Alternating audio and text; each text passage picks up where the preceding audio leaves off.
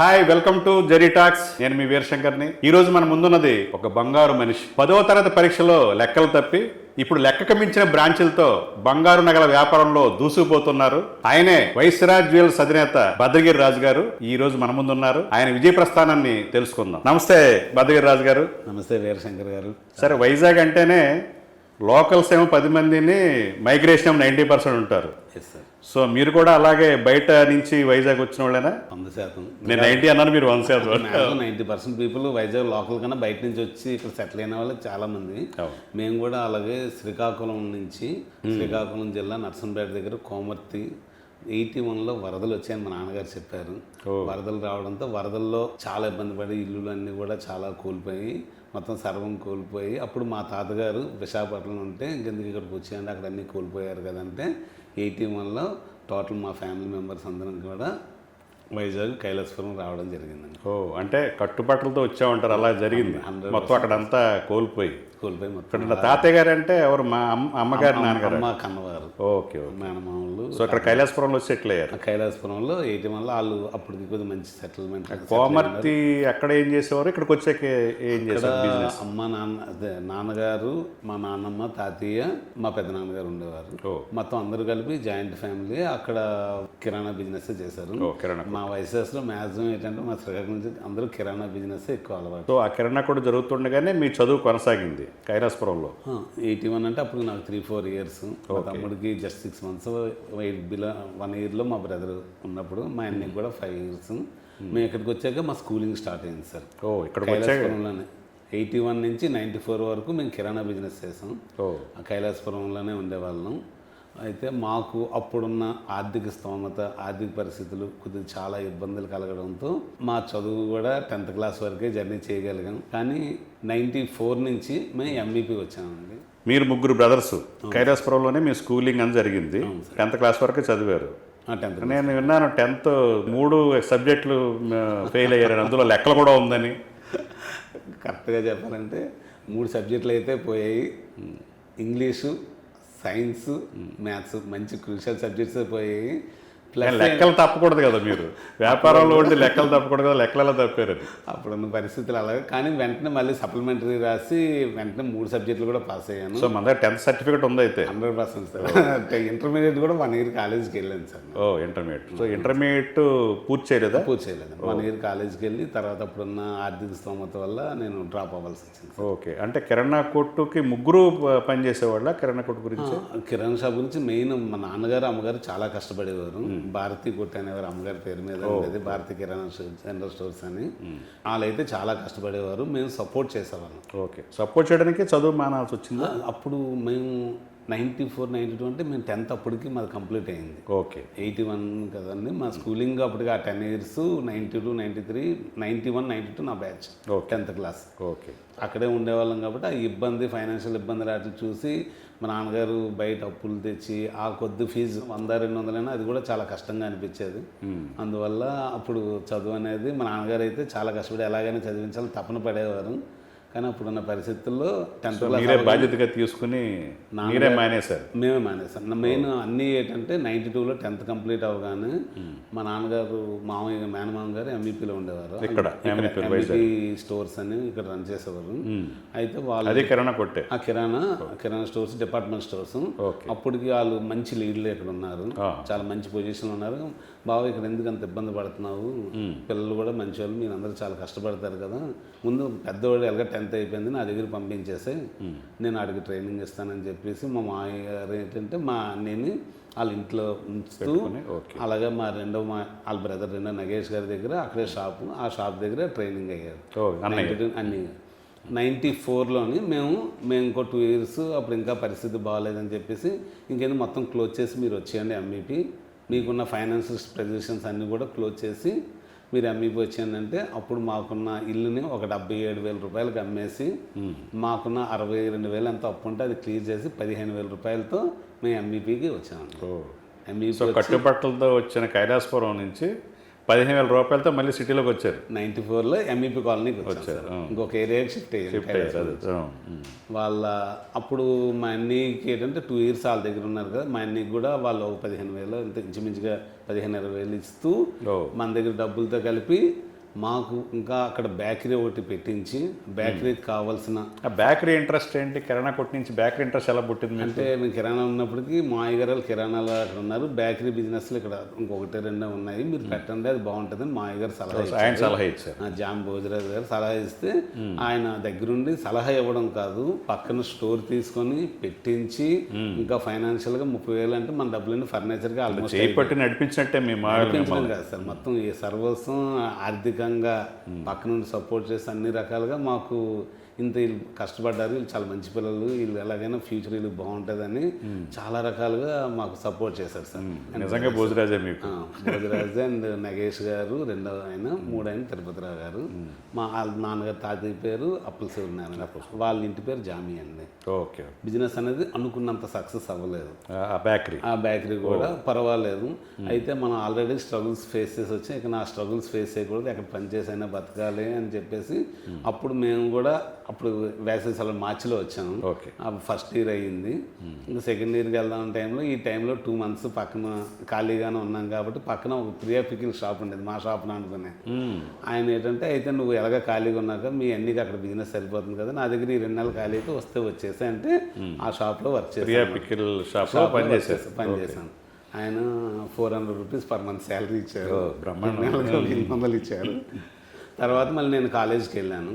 కాలేజ్కి వెళ్ళిన తర్వాత ఫస్ట్ టర్మ్ ఫీజు ఏదో కట్టమంటే అప్పుడు ఈ బేకరీ కూడా స్లోగా ఉంది, మళ్ళీ ఇంకా మనం ఫైనాన్షియల్ ప్రెజర్ ఇంకా పడ్డం ఎందుకు, నేను కూడా జాయిన్ అయిపోయి నేను కూడా ఏదో రకంగా పని చేసుకుంటానని చెప్పేసి మా నాన్నగారు చెప్పడం, కొన్ని ఇష్టంలో మరి ఇంక ఇబ్బంది పడి మనకు వద్దు, అలాగని నీ చదువు ఏదో సూపర్ చదువు కాదు, పోన్లే ఇంక నీకు ఎలా ఇస్తే అలా చేసి నాన్నగారు పెద్దగా ఇబ్బంది పెట్టకపోతే అప్పుడు నేను మా అన్నీ అయితే ఎక్కడైతే చేశారో మా నగేష్ అక్కడ ఆయన కలిగితే వచ్చిరా ఇంకెందుకని చెప్పేసి అంటే అప్పుడు ఆయన దగ్గర నేను వెళ్ళిపోయాను ఆ ప్లేస్. 94 Octoberలో జాయిన్ అయ్యాను, 95 December వరకు 14 months మా అయ్యగారి దగ్గరే నేర్చుకుని ట్రైనింగ్ అయ్యాను. ఆయన కూడా పర్ మంత్ 600-700 శాలరీ కూడా ఇచ్చారు. శాలరీ ఇవ్వడంతో పాటు మేము అయితే ఇంకో బిజినెస్ నువ్వు కూడా నేర్చుకుని ఇంకో బిజినెస్ చేయరా అని చెప్పేసి ఇక్కడ ఈ లైన్లోనే మన ఎంఈపీ కాలనీలోనే క్యాన్సర్ హాస్పిటల్ ఎదురుగా నార్త్ ఈస్ట్ కానీ మంచి పాయింట్, నువ్వు బేకరీ పెట్టి ఇంకో బేకరీ, అక్కడికి బిజినెస్ చాలా బాగుంటుంది, వాస్తుపరంగా నీకు కలిసి వస్తుంది అని చెప్పేసి అప్పుడు నేను దాచుకున్న డబ్బులు ప్రతి నెల డిపాజిట్ చేసేవారు. ఆ డిపాజిట్ చేసిన డబ్బులు అవి కలిపి మాకు ఫర్నిచర్ వస్తే మళ్ళీ దానికి కూడా ఫైనాన్షియల్గా మా అయ్యగారు మొత్తం సపోర్ట్ చేసి ఆ సక్సెస్ అనేది Day 1 నుంచి తాజ్ బేకరీ పెట్టాక అది రాజ్ బేకరీ కొద్ది స్లోగా ఉంది, ఇదైతే మంచి Day 1 నుంచి మంచి సక్సెస్ అయింది. అక్కడ నుంచి మా హ్యాపీ మొత్తం మారింది. పెద్ద మలుపు తాజ్ బేకరీ, పెద్ద మలుపు. రాజ్ బేకరీ కన్నా తాజ్ బేకరీ ఓవర్కమ్ చేసింది. అప్పుడు రాజ్ బేకరీ అనేది లాస్ వస్తుంది కదా, మళ్ళీ బేకరీయే పెట్టాలని ఆలోచన అంటే పాయింట్ పరంగా దానికన్నా ఇది చాలా మంచి వాస్తు కదా, మేము వాస్తుని నమ్ముతామండి. ఇది సెంటరు, మంచి జంక్షన్, కాలేజీలు, స్కూళ్ళు అన్నీ ఉన్నాయి, కొద్దిగా దగ్గరైనా సరే ఇది బాగుంటుంది అన్నట్టుగా పెట్టాము. అది కూడా ఆ షాప్ రావడానికి కూడా మాకు కొద్దిగా ఇబ్బంది కలిగింది సార్. ఎలా అంటే ఇప్పుడు కూడా మన మంచి అనేది ఎప్పుడు మన గొడుగులా కాపాడుతుంది అన్నానికి మా నాన్నగారు ఎంత ఇబ్బంది పడినా చాలా కష్టపడేవారు. అసలు సైకిల్ మీద ఆ కొండ ఎక్కించి కొబ్బరికాయలు ఇవన్నీ తెచ్చి చాలా మేము చూసేవాళ్ళం, కళ్ళను మాకే కళ్ళంటి వాటర్ వచ్చేది ఆయన కష్టం చూసి. కానీ ఎక్కడ నిజాయితీ నీతి తప్పలేదు. ఎవరికైనా అప్పులు ఎంత బాధలో ఉన్నా సరే, భోజనానికి ఇబ్బంది పడుతున్నా సరే అవకాశం ఉన్నందుకు వాయిదేయడం, లేదంటే అప్పు తీర్చాలి, ఎలాగైనా అప్పు తీర్చాలని కష్టపడే తత్వం తప్ప ఇంకో చెడు ఆలోచన అనేది ఎప్పుడూ లేదు.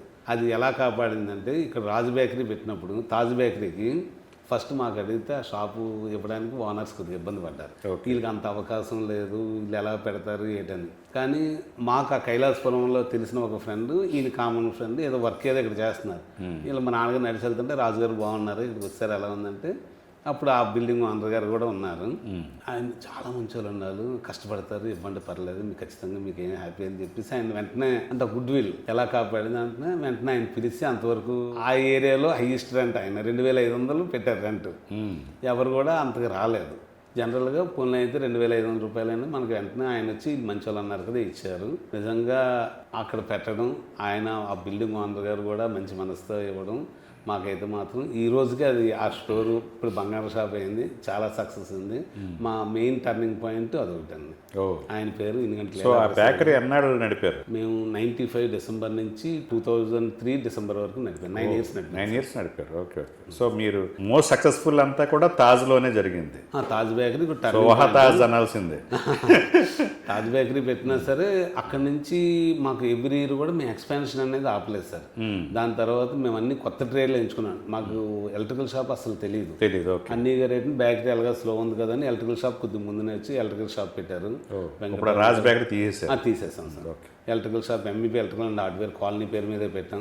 97లోని కిరణ్ శానిటరీ మా పక్కనే మళ్ళీ ఇంకొక షాప్ ఖాళీ అయితే సో తమ్ముడితోనే అది కిరణ్ శానిటరీ అని పెట్టించాం. అలాగే ప్రతి సంవత్సరం ఒక ఎక్స్పాన్షన్ కానీ డిఫరెంట్ బిజినెస్లో అలాగే కొద్దిగా. సో ఇప్పుడు బేకరీలో ఉన్నారు, ఎలక్ట్రికల్ షాపు బిజినెస్లో ఉన్నారు, శానిటరీ అండ్ టైల్స్. సో 3 రంగాల్లో ఎక్స్పాండ్ అయ్యారు బేకరీ నుంచి. కిరాణా కొట్టు స్టార్ట్ అయ్యి 3 బిజినెస్లకు వచ్చారు ముగ్గురు బ్రదర్స్. ఏంటి మీ అందరూ ఎవరన్నా ఫ్రెండ్స్ కలిస్తే 1/2 తాగుతారంట, మీరు ముగ్గురు ఓ ప్లేట్ నూడిల్స్ని 1/3 చేసుకుని తినేవాళ్ళంట. ఓపెన్గా చెప్పాలంటే మాకు ఫ్రెండ్స్ అనేది జనరల్ కొద్దిగా తక్కువ. కాకపోతే మా ఇంట్లో మా ముగ్గురే ఫ్రెండ్స్ లాగా ఉంటాం. ఎటువంటి ఇది అంటే కమర్షియల్ మైండ్స్ ఎవరికీ లేవు. ఉన్నంతలో అందరూ అన్ని పరిస్థితులు తెలిసి వచ్చాం కాబట్టి సంతృప్తి ఉంది, మీరు అందుకే హ్యాపీగా ఉన్నారు. 100% అది స్టిల్ ఈ రోజుకి కంటిన్యూ అవుతుంది. అది మాకు చాలా ఆనందం. సో తర్వాత జ్యువెలరీ షాప్ పెట్టాలన్న ఆలోచన అసలు ఎందుకంటే మోస్ట్ టర్నింగ్ పాయింట్ ఇప్పుడు మీకు ప్రముఖంగా వినిపించేది వైస్రాజ్ జ్యువెలరీస్. వైజాగ్లో ఎవరికి తెలియకుండా ఉండదు. అలాంటిది వైస్రాజ్ పేరు ఓకే, మీ ఇంటి పేరు జ్యువెలరీ షాప్ పెట్టారు. అసలు జ్యువెలరీ షాప్ బేకరీ నుంచి అసలు జ్యువెలరీ షాప్ అనేది అసలు మ్యాచింగ్ కుదరలేదు మాకు. అందులోకి ఎలా వెళ్ళారండి? యాక్చువల్గా మేము శానిటరీ వేర్ ఇవన్నీ బాగా సక్సెస్లో ఉన్నాయి. కాకపోతే బేకరీ ఇక్కడ పెట్టాక మన లైఫ్ టర్న్ అయింది కదా. ఈ ప్లేస్ చిన్నదైనా సరే మనం దీన్ని ఏదో మంచి దీనికి వెళ్ళాలని మళ్ళీ మా మాయ గారిని సలహా అడిగాం. మాకు డే 1 నుంచి ప్రతి దానికి కూడా భోజరాజు మాయ గారి సలహాల మేరకే మేము జర్నీ చేసాం. ఏ స్టోర్ పెట్టాలని గాడ్ ఫాదర్ అయినా 100% మాకు లైవ్ ప్రత్యక్ష దైవం. అయితే ఆయన పెట్టిన తర్వాత ఆయనకి అడిగితే అరే ఇందులో ఇంకవన్నీ కాదు బంగారు షాప్ పెట్టండి రా బాగుంటుంది. సో అది కూడా ఆయనే సజెషన్. ఇది ఆయనే బంగారు షాప్ పెట్టండి బాగుంటుంది అని చెప్పేసి అంటే ఓకే మనకి బంగారం గురించి పూర్తిగా నాకు 0 నాలెడ్జ్, షాప్కి వెళ్ళలేదు ఎందుకంటే అప్పుడు మాకు మా పెద్దమ్మ గారు అల్లుడు బోయిన గణేష్ గారు అని మాకు శ్రీకాకుళం అనమాట. ఆయన బాగా క్లోజ్. ఆయన జ్యువెలరీ ఫీల్డ్ వాళ్ళ ఫాదర్స్ నుంచి కూడా ఫీల్డ్ అయితే ఆయన ఏంటంటే పర్లేదు బాగా నేను నీకు సపోర్ట్ చేసి వెళ్తాను, గిరి కొద్ది నేర్పించి వెళ్తాను ఏం పర్లేదు అని అంటే ఆయన ఒక 2-3 months మన స్టోర్ దగ్గర ఉండి మాకు అన్నీ నేర్పించి మేము బంగారు ఫీల్డ్ రావడానికి ఆయన మా మాయ గారి సలహా, దాంతోపాటు సపోర్ట్ ఆయన పెద్దమ్మ గారు అల్లుడు సపోర్ట్ చేయడంతో స్టార్ట్ చేసిన తర్వాత కొద్దిగా మనకు ప్రతిదీ కూడా మాకు ఒక ఎక్స్పీరియన్సే. అది కూడా స్టార్టింగ్లో కొద్దిగా చాలా ఇబ్బంది పడ్డాం. సో ఇండియన్ క్రికెట్ టీంలో జోక్ ఉండేది, క్రికెట్ టీంలో జాయిన్ అయిపోయాక నేర్చుకోవచ్చు క్రికెట్ అన్నట్టుగా మీరు బిజినెస్ స్టార్ట్ చేసి అందులో నేర్చుకున్నాం సార్. నిజంగా సిన్సియర్గా కష్టపడి నేర్చుకున్నాం. ఆ బిజినెస్ కూడా ఆ బంగారం కూడా ప్రస్తుతం స్లోగా ఉంటే అప్పుడు కొద్దిగా చాలా స్ట్రగుల్ అవుతుంది. ఎలాగంటే అప్పుడు మళ్ళీ మా భోజరాజ్ మాయ గారు ఇది ఇలా కాదు మన టర్మ్ మార్చాలి, మనం ఫైనాన్షియల్గా మీకు ఎంత సపోర్ట్ కావాలి చూడు బిజినెస్ డెవలప్ అవ్వడానికి అని చెప్పి మళ్ళీ ఫైనాన్షియల్గా ఆయన ఎవరో వాళ్ళ ఫ్రెండ్స్ చుట్టాల ద్వారా ఇప్పించి అప్పుడు మళ్ళీ దాన్ని ట్రాక్ ఎక్కించడానికి మాకు చాలా వరకు ఆయన హెల్ప్ చేశారు. హెల్ప్ చేసిన తర్వాత అది డే బై డే మనం 2004లో స్టార్ట్ చేసిన 2004లోనే నా మ్యారేజ్. సో లవ్ మ్యారేజ్ అనేది టైం లేదా? లవ్ మ్యారేజ్ చేసేంత ఆలోచన కూడా లేదు, టైం లేదు. మా నాన్నగారు మాకేంటంటే కెరీర్లో నిలబడాలి అనే తపనే మా అన్నదమ్ములు. ఎందుకంటే కొన్ని ఫైనాన్షియల్ అర్థమే కదా, బిజినెస్లో ఉండి బిజీగా ఉన్న వాళ్ళకి లవ్ మ్యారేజ్ ఖాళీగా రోడ్ల మీద తిరిగే వాళ్ళకి లవ్ మ్యారేజ్లు అవుతాయి. అది లవ్ మ్యారేజ్ అనేది లవ్ అనే ఆలోచన లేదు. కాకపోతే మా నాన్నగారు ఏ సంబంధం చెప్తే చేసుకుందని ఫిక్స్ అయ్యి మా నాన్నగారు ఏంటంటే అలాంటి వాళ్ళు మంచి ఫ్యామిలీ, జాతకం మీద కొద్దిగా ఇంట్రెస్ట్ ఎక్కువ. పెద్దోళ్ళు అందరూ జాతకాలు చూస్తారు. మా నాన్నగారు మా ముగ్గురు అన్నదమ్ములకి చూసి ఫస్ట్ సంబంధమే జాతకం నప్పింది, వాళ్ళు ఇస్తే చేసేసుకుందాం అని చెప్పేసి మా అన్నీకి అలాగే ఒకే సంబంధం, నాకు ఒకే సంబంధం, మా తమ్ముడికి ఒకే సంబంధం మాట్లాడి మనం చూసుకుని రావడం, వాళ్ళు వచ్చి మాట్లాడుకోవడం, క్లోజ్ చేసుకోవడం. సింగిల్ షాట్ అంటే శ్రీరామచంద్రుడు ఏకపత్ని వదిలేక ఒకే సంబంధం మీకు. 2002లో అన్నికి మ్యారేజ్ అయింది, 2004లో నాకు అయింది, 2006లో తమ్ముడికి అయింది. Two years back. సో మీకు ఎంతమంది పిల్లలండి? నాకు 2 పాపలండి. 2 అమ్మాయిలు. వాళ్ళని 10th వరకు చదివిస్తున్నారా? లేదు సార్, అంటే వచ్చి వచ్చింది కదా 10th వరకే చదవండి అమ్మా అని. అప్పుడు వాళ్ళకి ఇప్పుడు మన పరిస్థితి బాగా చదవలేదు, కానీ ఏదైనా వాళ్ళకి బలవంతం ఏం లేదు సార్. వాళ్ళు ఎంత ఇంట్రెస్ట్గా చదువుకొని ఎంత కష్టపడి అంతేలేండి, వాళ్ళకి సపోర్ట్ చేయాలి అంతే. వాళ్ళు పెద్ద పాప బీటెక్ 3rd year చదువుతుంది. తర్వాత ఈ jewellery shop, MEP jewellery shop ఇక్కడ చాలా సక్సెస్ఫుల్గా రన్ చేశాక ఇంకా పెద్ద స్థాయికి వెళ్ళాలి అని వేరే మంచి సెంటర్ దొరికితే అక్కడ వైశ్యరాజ్ అనే పేరుతో స్టార్ట్ చేశారు కదా.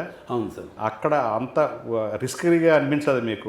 చాలా పెద్ద స్థాయిలో ఏదో ఇక సెంటిమెంట్లుగా వాస్తు బాగుంది, మన బిజినెస్ బాగుందన్నాం, వేరే చోటకి వెళ్ళి చాలా పెద్ద స్థాయిలో పెడుతున్నాం కదా, రిస్క్ అవుద్దేమని ఆలోచించలేదా? యాక్చువల్గా మేము ఫస్ట్ నుంచి కూడా రిస్క్లు మాకు అలవాటు అయిపోయి సార్.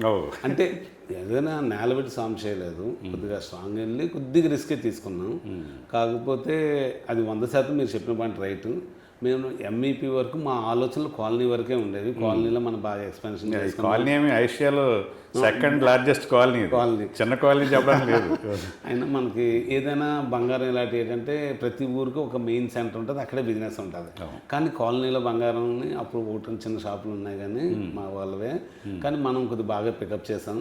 అయితే ఇక్కడ ఎంఈపీలోనే ఇంకో బ్రాంచ్ 2013లో, ఇదే ఎక్స్టెన్షన్ 2009లో చేసాం. మళ్ళీ 2013లో ఆ ఎలక్ట్రికల్ శానిటరీ తీసేసి మనం ఓన్ బిల్డింగ్ కట్టించుకొని కిరణ్ శానిటరీ ఎలక్ట్రికల్ హార్డ్వేర్ 2 కలిపి అక్కడ షిఫ్ట్ చేసి 2004లో స్టార్ట్ చేశారు. చేసాం. ఇప్పుడు ఆల్మోస్ట్ 20 years అయింది. ఈ రోజుకి 20 years కంప్లీట్ అయిపోయింది. ఓకే. అంటే ఇక్కడ ఎంఈపీ జ్యువెలరీ అనేది ఎక్స్పాన్షన్ చేశారు ఫస్ట్ ఏంటంటే ఎంఈపీ జ్యువెలర్స్ అనేది 2013లో పెట్టి ఆ శానిటరీలో 2 బ్రదర్స్, ఒక బ్రదర్ ఏంటంటే అన్ని ఇక్కడికి వచ్చేసారు. పీబీ జ్యువెలరీస్ అనేది ఉంది, అది కూడా మీదే. పీబీ జ్యువెల్ ప్యాలెస్ పేరు మీద ఒకే కాలనీలో 2 పేర్లు అయితే కస్టమర్ ఇది ఉంటుంది. కొంతమంది తెలిసిన వాళ్ళు పర్వాలేదు, తెలియని వాళ్ళు కొత్త షాప్ అనుకుని వస్తారు కదా అని మదర్ ఫాదర్ పేరు ఫల్గుణరాజు భారతి, వాళ్ళిద్దరు పేరు తీసుకుని పీబీ జ్యువెల్ ప్యాలెస్ అని అమ్మ నాన్న పేరుతో అది ఓపెన్. ఎక్కడైతే మీ అన్నయ్య గారు రాజ్ బేకర్ అని పెట్టాడో ఆ ప్లేస్ లో మళ్ళీ బిల్డింగ్ కొట్టేసి కొత్తగా కన్స్ట్రక్షన్ చేసి ఇచ్చారు. అందులో జ్యువెలర్స్ అని కొద్దిగా పెద్ద షాప్ అనేది పెట్టడం జరిగింది. సో రెండో జ్యువెలరీ షాప్. సో ఈ 2 ఇంకొకటి కూడా ఎక్స్పాన్షన్ వచ్చింది. తర్వాత ఇంకా వైశ్యరాజే. ఈ 2 మనకు బాగా జరుగుతున్నాయి. మేము ఎప్పటి నుంచి మధురవాడలో పెట్టాలని మాకు కోరిక ఉండేది. అది సపరేట్గా వెళ్ళగే కాలనీ బాగా డెవలప్ అవుతుందని. కాకపోతే అన్ఎక్స్పెక్టెడ్గా ఒకసారి మేము ఊరు వెళ్ళడానికి ముందు ఒకసారి సంపదనే దర్శనం చేసుకెళ్తాం. మా మిస్సెస్ని భద్రాచలం ఏదో వెళ్తానంటే అయితే ఒకసారి దర్శనం చేసుకొని టెంపుల్కి వెళ్ళినప్పుడు అక్కడ టూలెట్ బోర్డ్ చూశాను. వైష్ణవ్ ఇది మా సంపదన టెంపుల్ పక్కన ఫేమస్ కదా, ఫేమస్ అది. అది చూడగానే మా అన్నయ్యతో జస్ట్ మాట్లాడి సరదాగా అనుకున్నాం, ఒక పెడితే బాగుందేమో, బాగుంది లొకేషన్ అనుకున్నాం. ఏటో మనం వెళ్ళగలమా చేయగలం క్యాజువల్గా అడిగాను. మా అన్ని కొద్దిగా చాలా డేరింగ్గా ఉంటాడు ఫైనాన్షియల్ విషయంలో. ఏం పర్లేదు ఒకసారి ట్రై చేద్దాం, ఏముంది అయితే అయింది లేకపోతే లేదు, మాట్లాడదాం అని చెప్పేసి మామూలు క్యాజువల్ అనుకుంటే సీరియస్ అయింది. దీనికి ఫండ్స్ ఎలాగంటే అప్పుడు మా మాయగారితో మళ్ళీ భోజరాజు గారితో కూర్చొని డిస్కస్ చేసి మళ్ళీ హెడ్ ఆఫీస్కి వెళ్ళి ఆయన కొన్ని లైన్స్ చెప్పారు. అలాగే మా మామయ్య గారు నగేష్ గారు ఏంటంటే మీకు అన్ని రకాలు నేను సపోర్ట్గా ఉంటాను, మీరు మూవ్ అవ్వండి అని చెప్తే అప్పుడు వాళ్ళతో మాట్లాడడం, వాళ్ళు మా గురించి జస్ట్ ఎంక్వైరీ చేయగానే బాబు చాలా మంచి వాళ్ళు, మీరు హ్యాపీగా ఇచ్చేయండి అని చెప్పి షాప్ ఇచ్చేవాడు. అది కూడా మన ఆర్ఎస్ఎస్ వాళ్ళదండి. ఆర్ఎస్ఎస్ వాళ్ళది బీవీకే కాలేజ్ వాళ్ళది. ఓకే. వాళ్ళు సర్వీస్ ఓరియంటెడ్ వాళ్ళ వెంటనే మనకి ఇమీడియట్గా ఇవ్వడం జరిగింది సార్. సో అక్కడ పెట్టినప్పుడు ఈ బంగారు రాజకీయాలు విన్నాను నేను. చాలామందికి జలసీ వచ్చి వీళ్ళు అప్పుడే ఎంత స్థాయికి వెళ్తున్నారు, వీళ్ళకి వెంటర్స్కి మీ మీద వాళ్ళంత చేయలేరు, వాళ్ళకి పొటెన్షియల్ లేదు అని విన్నాను నేను బిగినింగ్గా. మీరు చెప్పింది కరెక్ట్ అంటే కొంత అంటే ఏం లేదు, ఎక్కడైనా అది కామన్ వ్యాపారంలో అనేది. ఇలా కుట్రలో కుతంత్రాలు చేయడం కామన్ అంటారా? కుతంత్రాలు అంత పెద్ద ఎత్తునే ఉండవు కానీ అంటే కొంతమందికి ఏంటంటే ప్రతి ఒక్కరు సక్సెస్ అవుతుందని వెళ్తాం అనుకుంటాం. మనకు అది సక్సెస్ అవుతుంది అనిపించింది, అవతలకి అది అనిపించకపోవచ్చు. అలా అనిపించకపోవటం వేరును, ఆటోమేటిక్ కొంత నెగిటివ్ కూడా ఉంటుంది. అయితే వీళ్ళు కాలనీలో చిన్న షాప్ నుంచి ఇంత పెద్ద స్టెప్ తీసుకుంటున్నారు ఏంటనే నెగిటివిటీ అయితే క్రియేట్ అయింది సార్. క్రియేట్ అయితే కాకపోతే ఒకటి మా ఫ్యామిలీ మాకు మంచి సపోర్టు, దాంతోపాటు నా మీద నాకున్న నమ్మకం, నేను అందరికన్నా బెస్ట్ క్వాలిటీ ఇవ్వగలను, ఓకే, బెస్ట్ డిజైన్స్ ఇవ్వగలను, బెస్ట్ ప్రైస్ ఇవ్వగలను. ఈ 3 కానీ నేను కరెక్ట్గా మెయింటైన్ చేస్తే ఖచ్చితంగా స్టార్టింగ్లో లేకపోయినా నేను సక్సెస్ అయితే ఖచ్చితంగా అవుతాను. ఎందుకంటే కాలనీలోనే రన్ చేసాను, నాకు కొంత ధైర్యం ఇవ్వడంతో ఆటోమేటిక్గా నేను అప్పుడు అక్కడ ఆ డేరింగ్తోనే తీసుకున్నాను నిర్ణయం. స్టార్టింగ్లోని బ్యాంకర్స్ ద్వారా చిన్న రాంగ్ కమిట్మెంట్ రావడం ద్వారా కొద్దిగా ఓపెనింగ్ డేట్ అనౌన్స్ చేస్తాం. కమిట్మెంట్ లోన్ శాంక్షన్ అయిపోయి అయిపోయి కానీ ఓపెనింగ్ డేట్ అనౌన్స్ చేసిన తర్వాత బ్యాంకర్స్లో చిన్న మాకు పైనుంచి చిన్న ఇష్యూస్ వచ్చాయని అని చెప్పి లోన్ గురించి కొద్దిగా డిలే అవుతుంది అనమాట. మన డేట్ రివీల్ చేస్తే ఇంకా వెళ్ళకపోతే బాగోదని టైంలో ఏంటంటే ఎలా అనుకున్నాం. ఆ టైంలో ఇప్పుడు మీరు చెప్పినట్టుగా ఏంటంటే లోకల్లోని వీళ్ళు ఇంత పెద్ద స్టెప్ తీసుకుంటున్నారు, వీళ్ళు సక్సెస్ అవుతారని నమ్మకం అయితే లేదు, అందరూ కూడా కొద్దిగా చూసుకొని వెళ్ళండి, అంత ఈజీ కాదు, వీళ్ళు వెల్విషర్లాగా వాళ్ళు సపోర్ట్ చేస్తారు. కానీ మళ్ళీ మన నిజాయితీ అనేది ఒకటి ఉంటుంది కదండి, మనం ఫస్ట్ నుంచి మెయింటైన్ చేసేది మా నాన్నగారు మాకు నేర్పించింది, మా అయ్య గారు మాకు నేర్పించింది. ఇప్పుడు కూడా అసలు చాలా సిన్సియర్గా ఉండమంటారు అన్నమాట. పేమెంట్స్ విషయంలో కానీ మాట కమిట్మెంట్ అనేది పర్ఫెక్ట్. అదే నీకు లైఫ్. పరపతి పోతే ఇంకేది లేదు వ్యాపారంలో, పరపతి మించింది లేదని చెప్పడంతో మా అయ్య గారు ఇంత స్ట్రగుల్లో ఇంతమంది చెప్పినా సరే గిరిగారు ఆయన పద్ధతి, ఒక మాట, కమిట్మెంట్ ఇంత చిన్నదైనా సరే ఈయన చాలా మాట మీద నిలబడతాడు. ఏం పర్లేదు, ఎవరైనా చెప్పుకున్నా సరే ఇవ్వండి ఆయన పర్లేదని చెప్పి ఒక 4-5 వెండర్స్ అయితే మాత్రం నాకు 100% వైస్రాజ్ జ్యువెలర్స్ ఓపెన్ చేయడానికి ఆ టైంలో బ్యాంక్ చిన్న ఇబ్బంది వచ్చిన ఓపెనింగ్ రోజు రిలీజ్ అయింది బ్యాంక్లోను. కానీ బిఫోర్ అయితే మాత్రం వెండర్స్ చాలా మంచి ఇచ్చారు. అంటే నాకు ఒక అప్రూవల్లో క్రెడిట్ బేస్ ఇచ్చారు. కానీ వాళ్ళందరికీ నేను 1 మంత్. ఎంతమంది వెండర్స్ నుంచి రావాల్సింది యాక్చువల్గా మీకు? జనరల్గా వెండర్స్ అయితే చాలా మంది ఉంటారు, ఒక 20 మంది 30 మంది. అందులో 5 నిలబడ్డారు మీకు? అంటే అవతల వాళ్ళు కూడా కెపాసిటీ ఉండాలి కదా. ఓకే, ఇప్పుడు వెండర్స్ అందరూ కూడా చాలా పెద్దోళ్ళు అయి ఉండరు. ఇది మనం పెద్ద స్టెప్ తీసుకున్నాం. అందరూ మనకు సపోర్ట్గా నిలబడినా ఎవరికి అవకాశం బట్టి పెద్ద వెండర్స్ అందరూ కూడా నిలబడి నీకు ఎంత కావాలంటే అంత తీసుకెళ్ళి నువ్వు ఓపెన్ చేయి, మేము ఉన్నాం కదా అని చెప్పేసి ఒక ధైర్యాన్ని ఇచ్చి పంపించారు. అయితే నేను బిఫోర్ వాళ్ళకి 1 మంత్ మీకు టైం నాకు కావాలి, 1 మంత్ లేకపోతే నేను ప్రాపర్టీస్ అని సేల్ చేసి మీకు క్లోజ్ చేస్తాను తప్ప మీకు ఆపన. అప్పటికే బేకరీ ద్వారా ఇక్కడ జ్యువెలర్స్ ద్వారా సంపాదించిన సైట్స్ అవి ఉన్నాయి, 10 సైట్లు అయితే ఉన్నాయి. మన వరకు రిస్క్ చేయొచ్చు అని ప్రిపేర్ అయితే అంతా ఒకవేళ నిజంగా కొలాప్స్ అయితే మనం అనుకున్న రిజల్ట్ రాకపోతే 1-2 సైట్లు పోతాయి, అంతకు మించి ఏం లేదు. నాకు అంతకన్నా లాస్ ఏం లేదు. సో మాట పోదు, గోల్డ్ ఎప్పటికైనా రీసేల్ వాల్యూ అనే ఉద్దేశంతో ధైర్యంగా దిగాము. డే 1 ఆ సంపత్ వినాయకుని కృప వల్ల అయితే మాత్రం చాలా మంచి పెద్ద రిజల్ట్ వచ్చింది. ఒక్కసారి జ్యువెలరీ మార్కెట్ అంతా షాక్ అయ్యింది. అవును, అప్పుడు ఒకటి అడగాలి మిమ్మల్ని. చెప్పండి సార్. అప్పటికే వేరే డబ్బులు ఉరికే రావని నినాదానికి పోటీకి ఏదో నినాదం పెట్టారండి మీరు అప్పుడు, అదేంటది? యాక్చువల్గా మేము ఏంటంటే అప్పుడు ఆయన మంచి వేస్టేజ్లో ఇచ్చారు. కాకపోతే మనం ఏంటంటే ఫ్లాట్ 6% అని కొత్త లైన్ తీసుకున్నాం సార్. ఓకే, అది కూడా ఏంటంటే దాని ముందు ఏంటంటే మేము కొద్దిగా అగ్రెసివ్గా వెళ్ళడానికి ఒక వర్డ్ అయితే తీసుకున్నాం. ఒక పాయింట్ ఏంటంటే జనాల్లోకి వెళ్ళాలని, ఇంకా భరిద్దామా, తరుగుపై సమరం, బంగారు అమ్మకాలలో పెను సంచలనం అని చెప్పేసి ఒక అగ్రెసివ్గా వెళ్ళాం. ఎందుకంటే మన రేట్స్, మన ప్రొడక్ట్, మన క్వాలిటీ మీద నమ్మకం. ఇంకా భరిద్దామా, తరుగుపై సమరం, బంగారు అమ్మకాలలో పెను సంచలనం, ఇదే జరగబోతుందని క్యూరియాసిటీ క్రియేట్ చేయడం. దాంతో అసలు జనాలు కూడా వచ్చారు. 100% మనం ట్రాన్స్పరెన్సీకి వెళ్ళాం. ఆ ట్రాన్స్పరెన్సీతో ఓపెనింగ్ రోజు కాదు 1 మంత్ కూడా ఆఫర్ ఉన్నంత కూడా చాలా మంచి రిజల్ట్ వచ్చింది. 30 రోజులు కమిట్ అయిన వెండర్స్ కి 10 రోజుల్లో క్లియర్ చేస్తాను sir. Business bank loan sanction అయిపోయింది, బిజినెస్ సక్సెస్. అప్పుడు మిగతా వెండర్స్ వచ్చి మేము ఇస్తామని రాలేదా? క్యూ కట్టేశారు సార్. కొన్ని బిజినెస్ ఫైనాన్సర్స్ అడుగుతుంటారు, ఎండ పడతారు, మేము ఇస్తామని. కానీ స్టిల్ ఆ రోజు నాకు ఎవరైతే సపోర్ట్ చేస్తారో బిగినింగ్ లో 5 ఇప్పటికీ కూడా వాళ్ళతో ఎట్టి పరిస్థితుల్లో జర్నీ ఆపలేదు. వాళ్ళని అలాగే రిలేషన్షిప్ అలాగే బిల్డప్ అవుతుంది. నేనుతో పాటు వాళ్ళతో బిజినెస్ కూడా నేను కంటిన్యూ చేస్తున్నాను. సో వెండర్స్ అందరూ కూడా అందరికీ ఒకే వెండర్స్ వేస్తారు కదా, జ్యువెలరీ షాప్కి మధ్యలో ఆ వేరియేషన్ రేట్స్ ఎలా వస్తాయి? యాక్చువల్గా అయితే సార్, ఒకటి వెండర్స్ అనేది మనం ప్రతి ఒక్కరు ప్రీమియం క్వాలిటీ ప్రోడక్ట్ తయారు చేసే వాళ్ళు ఉంటారు, కొద్ది మిడ్ సెగ్మెంట్ తయారు చేసే వాళ్ళు ఉంటారు, ఫినిషింగ్లో ఉంటుంది. కాకపోతే నేను ఫస్ట్ నుంచి ఎత్తుకున్న నినాదం ఏంటి అంటే, నా మనసులో అణువున ఉండేది ఒకటి, అందరికన్నా బెస్ట్ క్వాలిటీ ప్రోడక్ట్ ఇవ్వాలి.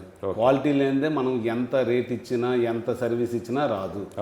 డిజైన్స్, క్వాలిటీ అనేది మెయింటైన్ చేస్తూ ప్రైస్ ఇచ్చామనుకొని ఖచ్చితంగా లాంగ్ రన్లో సక్సెస్ అవుతాం. అది పట్టుకొని ఈరోజు కూడా నేను రేపు హైదరాబాద్లో బ్రాంచ్ ఓపెన్ చేస్తున్నానన్నా, ఏం చేస్తున్నానన్నా, ఈ మూడింటిని వదలలేదండి. అందరికన్నా మనకు ఎక్కడైతే టాప్ క్లాస్ వెండర్ ఉన్నారో ఎవరైతే మంచి ఐటెం తెస్తారో వాళ్ళతోనే మనం జర్నీ చేయాలి. ట్రాన్స్పరెన్సీ. కార్పొరేట్స్ అందరూ ఎవరు చేస్తారో వాళ్ళకి మించే ఉండాలి, కానీ ఇట్టి పరిస్థితుల్లో తగ్గకూడదు. అది మెయింటైన్ చేస్తున్నాను. అలాగే డిజైన్స్ పరంగా ఈ రోజుకి కూడా ఇన్ని బ్రాంచ్లు అయినా సరే డే 1 నుంచి నేనే పర్చేజ్కి వెళ్తాను. ఈ రోజుకి ప్రతి ప్రోడక్ట్ నేనే పర్చేజ్ చేస్తాను, ఓకే, నేనే సెలెక్ట్ చేస్తాను. సో సెలక్షన్ అనేది వెండర్స్ దగ్గర నుంచి ఆ జ్యువెలరీ షాప్ యజమాని వెళ్ళి సెలెక్ట్ చేసుకుంటారు. యజమానులు అందరూ చాలామంది ఇప్పుడు ఈ కార్పొరేట్స్ అందరూ స్టాఫే వెళ్తారు, స్టాఫ్ వెళ్తారు, కానీ నేనైతే మాత్రం మీరే ప్రోడక్ట్ స్వయంగా వెళ్తారు. నేను వెళ్తాను, నేను ఒక స్టాఫ్ని తీసుకుని వెళ్తాను కానీ మ్యాథ్స్ నేను లీడ్ చేస్తాను. డిసిషన్ మీకే. డెసిషన్ నేనే తీసుకుంటాను. ప్రతి ప్రోడక్ట్ కూడా ఎందుకంటే మనం best quality item finishing product మనకి ఎంత దమ్ము ఉందనేది పెడితేనే కదా మనం నిలబడగలుగుతాం ఉద్దేశంతో దాన్ని వదలలేదు. ఎంత మంచి ప్రోడక్ట్ పెట్టి లోయెస్ట్ ఎవరు వేస్టేజ్ ఇస్తున్నారు, ఎవరు హై క్వాలిటీ ప్రోడక్ట్ అమ్ముతున్నారు వాళ్ళని నేను సెలెక్ట్ చేస్తాను. లోయెస్ట్ వేస్టేజ్ ఎవరు ఇస్తున్నారు వాళ్ళని సెలెక్ట్ చేసి వెండర్స్తోని ఫైట్ చేసైనా అడ్వాన్స్ పేమెంట్లు ఇచ్చైనా వాళ్ళ దగ్గర నాకున్న ర్యాపోకి మంచి వీళ్ళు చాలా మంచి పార్టీ అనే ర్యాపోకి అందరికన్నా ₹1 నాకు బెటర్గా వస్తుంది, తగ్గించి వస్తుంది. కాకపోతే ఒక ఫీడ్బ్యాక్ ఏంటంటే ఒకటి కాదు, ఇలాంటివి చాలా ఉన్నాయి. జస్ట్ మీకు ఒకటి ఇప్పుడు ఈ టాక్స్లో చెప్తున్నాను, వాల్యుబుల్ ఫీడ్బ్యాకే. ఆ ఎంప్లాయీ ఇచ్చింది, పేర్లు మనం చెప్పకూడదు కాబట్టి, ఆ ఎంప్లాయీ ఇచ్చిన ఫీడ్బ్యాక్ ఏంటంటే మా నోటితోనే మీ ప్రోడక్ట్ బాగోదని చెప్తాము, ఇక్కడ చూస్తే మాకన్నా మీ ప్రోడక్ట్స్ చాలా బాగున్నాయి, అసలు నాకే చెప్పబుద్ధి వేయట్లేదు కానీ మాకు తప్పట్లేదు. ఉదాహరణ ఎందుకు ఇంత ఎక్కువ రేట్ అమ్ముతున్నారు అక్కడ తక్కువ అంటే మేము చెప్పాల్సి వస్తుంది, కానీ ఎక్సలెంట్ అని మీరు అని చెప్పేసి ఫీడ్బ్యాక్ ఇచ్చారు. ఎంతగానో పెద్ద ప్రమోషన్ ఉండదు మీకు. నాకు వాళ్ళు అలా చెప్పిన వాళ్ళ మనసులో మన బాగుంది అనేది. వైశ్యరాజ్ ఎక్కడికైనా ఓపెన్ చేస్తున్నారంటే చిన్న ఫీలింగ్స్ కూడా ఎందుకు వస్తాయి అంటే, బాబు వీళ్ళు చాలా మంచి ఐటమ్ అమ్ముతారు, తక్కువ ప్రైస్కి అమ్ముతారు అని కొద్దిగా. సో తక్కువ ప్రైస్కి అమ్ముతారంటే మీ మార్జిన్స్ తగ్గించుకుంటారు. కేవలం నేను కూడా బిజినెస్ ఏంటంటే సార్ ఇది అన్లిమిటెడ్. నేను ఒక కింద స్థాయి నుంచే వచ్చాను. ఓవరాల్గా చెప్పాలని నాకు పెద్ద పెద్ద కోరికలు లేవు, ఉన్నంతలో నా అవన్నీ కోరికలు నా గోల్స్ అన్నీ ఆల్మోస్ట్ నాకున్న గోల్స్ రీచ్ అయిపోయి. ఇక దీనికి అన్లిమిటెడ్ ఉన్న కాడికి ప్రశాంతంగా ఉండాలి. వ్యాపారాన్ని కూడా ఒక సర్వీస్ టైప్లోనే వెళ్ళాలి. అంటే బిజినెస్ అనేది బిజినెస్సే, కానీ నేను బిజినెస్ ఎక్కడ స్టార్ట్ చేసిన ఎలా ఉంటానంటే మరి దోచుకోనే టైప్ కాకుండా నాకు నష్టం రాకుండా ఉంటే చాలు, ఎక్కువ లాభం అవసరం లేదు, నష్టం రాకుండా ఉంటే చాలు, నేను మూవ్ చేసేవచ్చు, కస్టమర్కి ఇవ్వండి అంటాను. ఇంకొకటి నాకు కస్టమర్స్ దగ్గర నుంచి యాక్చువల్గా నా ప్రోడక్ట్ గురించి సాటి వ్యాపారస్తుడికి తెలుసు, నా ప్రైస్ గురించి ఈ ఫీల్డ్లో నాలెడ్జ్ ఉన్న ప్రతి ఒక్కరికి, వ్యాపారస్తుల షాపులో పనిచేస్తున్న ఎంప్లాయీస్కి బాగా తెలుసు. ఎంప్లాయీస్ తెలుసు. చిన్న చిన్న షాపుల వాళ్ళు కూడా వాళ్ళ ఇంటికి ఏది కావాలని మన దగ్గరికి వచ్చి పర్చేజ్ చేస్తారు, ఎందుకంటే ఇక్కడ ప్రైస్లు రేట్లు అన్నీ బాగుంటాయి. ఎందుకంటే నాలెడ్జ్ ఉన్న ప్రతి పర్సన్ వైశ్యరాజ్కి వస్తారు సార్. గోల్డ్ మీద అవగాహన, క్వాలిటీ తెలిసినవాడు, ప్రైసింగ్ తెలిసినవాడు. కొంతమంది లాయల్టీగా ఒక బ్రాంచ్ ఒక షోరూంలో కొంటామని అక్కడ లాక్ అయిపోతారు, ఫ్యామిలీని కట్టే వెళ్తారు. కొంతమంది తిరుగుతుంటారు, అవును, అలాగే తిరిగే వాళ్ళు ప్రతి ఒక్కరు ఫిక్స్ అవుతారు. వైశ్యరాజ్కి వచ్చి చూసి వెళ్ళిన తర్వాత రాత్రి క్లోజ్ చేసుకుని వెళ్ళిపోతారు, మళ్ళీ మన వైశ్యరాజ్కి వచ్చి వెళ్తారు. మరి కంపేర్ చేసుకుని 2 స్లిప్స్ అనే నినాదం ఉండదు కదా వేరే షాప్. కానీ వైశ్యరాజ్ గురించి వాళ్ళు కంపేర్ చేయమని చెప్తారు, వేరే షాప్ చెప్తారు, వైశ్యరాజ్ పేరు ఎత్తారు. వైశ్యరాజ్ పేరు ఎత్తారంటే అక్కడ లాగే వాళ్ళకి తెలుసు. సార్ ఇప్పుడు ఈ డిజైన్స్ ఉంటాయి కదా, మీరు కస్టమైజ్డ్గా మీ టేస్ట్ ప్రకారం కూడా తయారు చేస్తుంటారా ఈ డిజైన్లు కావాలని కొత్తగా? 100% సార్. మేమైతే ఎక్కడ ఏ ప్రోడక్ట్ ఎక్సలెంట్ ఉంటుందో, ఉదాహరణకి మనకి వైజాగ్లో ఎక్కువ సేల్ అంటే సెలక్షన్ చెప్తున్నారు, తయారు చేయించడం కూడా మీరు డిజైన్ చేయిస్తారు ఎవరితో? సగం కొంటాము రెడీగా, సగం ఐటమ్స్ మేము చేయిస్తాం. సో అదే మీకు యూఎస్పీ. మీ వైశ్యరాజ్లో డిజైన్లు బాగుంటాయి అంటానికి ఎక్సలెంట్గా మీరు సొంతంగా చేయించి ఎక్కడైతే ది బెస్ట్ ప్రోడక్ట్ దాన్ని బై చేస్తాము, బెస్ట్ వర్కర్స్ దగ్గర నుంచి. అలాగే ఇండియాలో టాప్ క్లాస్ వర్కర్స్తోనే మేము తయారు చేస్తారు. డిజైన్స్ మీరు డిజైన్స్ ఇస్తాం, వాళ్ళు పంపిస్తారు, మనం సెలెక్ట్ చేసి దానికి మనం డిఫరెన్స్లు చెప్పి మనం చేయిస్తాం సార్. దగ్గర 40-50% అయితే మనం సొంతంగా తయారు చేసి తెప్పించుకుంటాం. ఓకే. సో మీరు ఖాళీ టైంలో ఫ్రెండ్స్ వాళ్ళు తోటి స్పెండ్ చేస్తుంటారా? ఫ్రెండ్స్ ఎవరున్నారా? యాక్చువల్గా మేము చిన్నప్పటి నుంచి కాలేజీలు లేపడంలో స్కూల్ ఫ్రెండ్స్ అనేది అక్కడ ఉన్నారు కాబట్టి అప్పుడప్పుడు కలుస్తుంటాం, ఫోన్లో మాట్లాడుతుంటాం. ఇప్పుడు రెగ్యులర్గా ఏంటంటే కరెక్ట్గా 100% చెప్పాలంటే మా ఎంప్లాయీసే నా ఫ్రెండ్స్ అండి.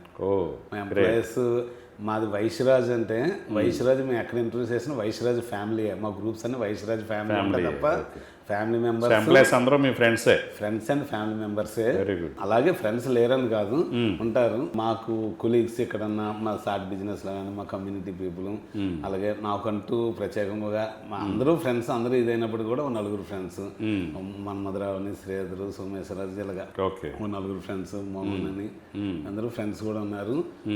ఏదైనా సరే ఏ ఒక్కరి వల్ల ఏ విజయం రాదు సార్.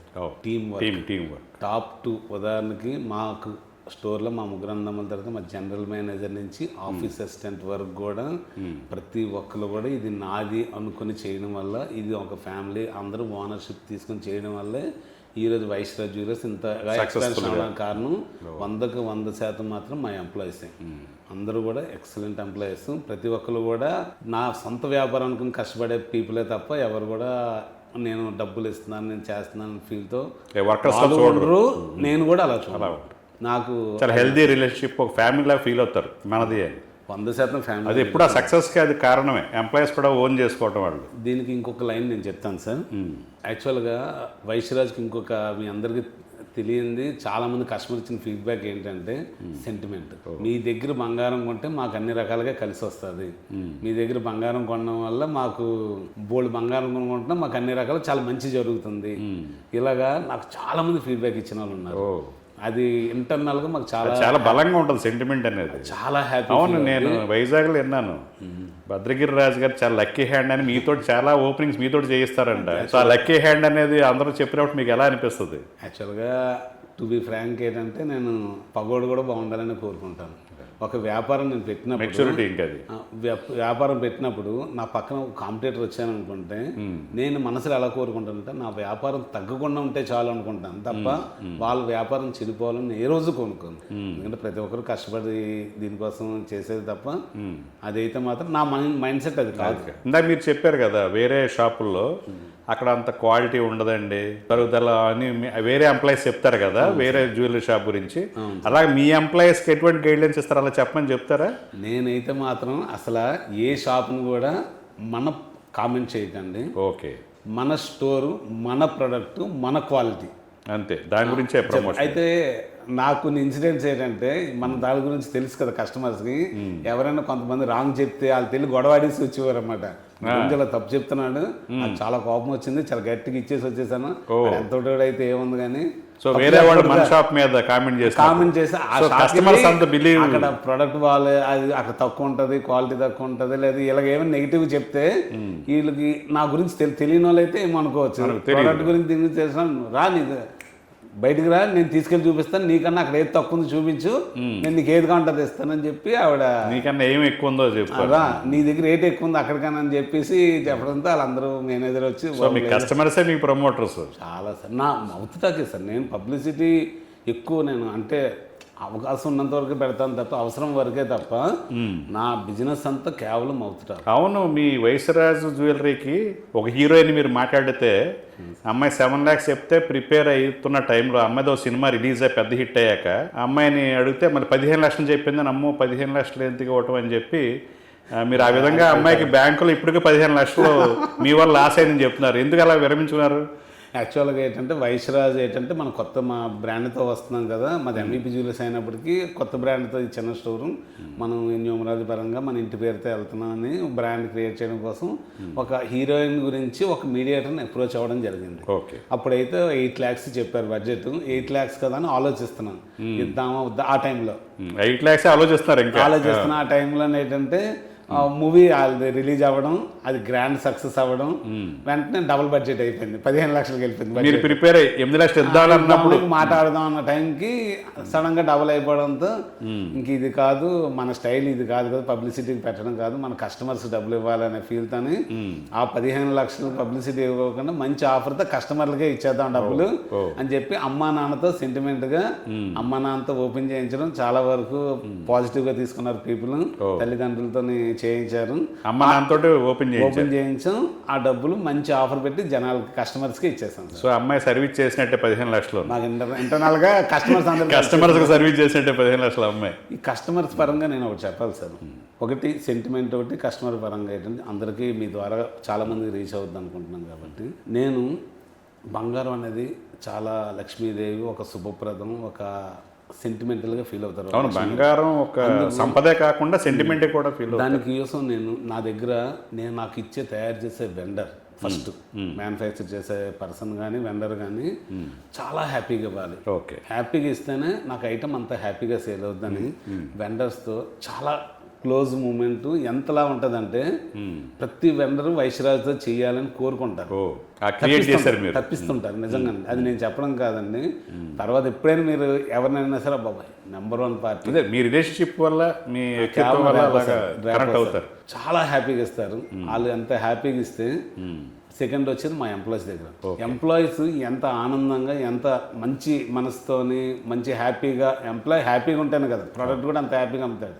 సెంటిమెంట్గా ఒక పెళ్ళి అనుకుని, శుభకార్యం అనుకుని వస్తారు కాబట్టి ఆ ఎంప్లాయీస్ కూడా అంతే హ్యాపీగా ఉండాలని కోరుకుంటాను. వాళ్ళని అలాగే చూసుకుంటాను. అది మా వైశ్యరాజ్ ఫ్యామిలీలో ఏ ఎంప్లాయీని అడిగినా సరే నేను చెప్పనవసరం లేదు, నేను ఎంత చెప్తే అంత వస్తుంది మీకు మ్యాటర్, మనల్ని ఎవరైనా అడగచ్చు.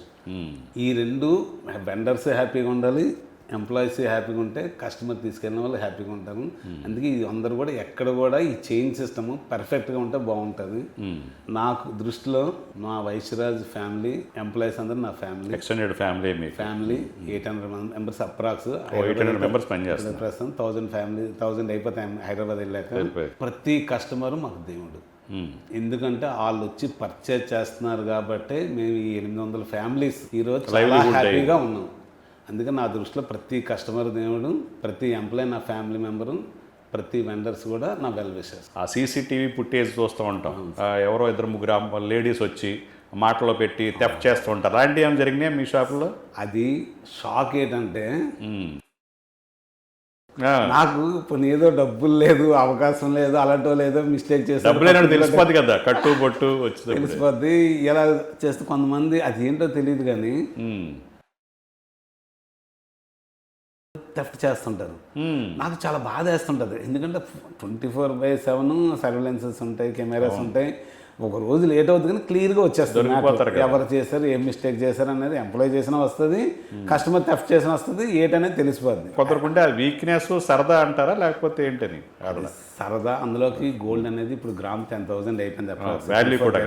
నాకు ఈ మధ్య వింటుంది ఏంటంటే బ్యాడ్ హ్యాబిట్స్కి అలవాటు అయిపోయి బెట్టింగ్లు, రమ్మీలు ఆడి అలవాటు అయిపోయి చెడు వ్యసనాలకు వెళ్ళిపోయి చాలా మంది పాడైపోయి ఈజీ మనీ అనేది దానివల్ల అన్నిట్లో ఇన్వెస్ట్ చేసి, మీకు తెలిసిందే ఒకళ్ళు 2 సక్సెస్ అవుతారు. వాళ్ళు ఏదో సక్సెస్ అయ్యారని చెప్పి ఇక్కడ 10 మంది మోసపోతారు. ఇలాంటివన్నీ కూడా ఒకసారి వస్తాయి సార్ నా దృష్టిలో. బెట్టింగ్లు ఇలాంటివన్నీ కూడా 9 సార్లు వస్తాయి. 9 సార్లు ఎంత వచ్చినా 10వ మొత్తం అంతకలి పట్టుకెళ్ళిపోద్ది. అది నేను బలంగా అది ఎడిక్ట్ అయిపోయి మొత్తం జీవితాలు నాశనం చేసుకున్నారు.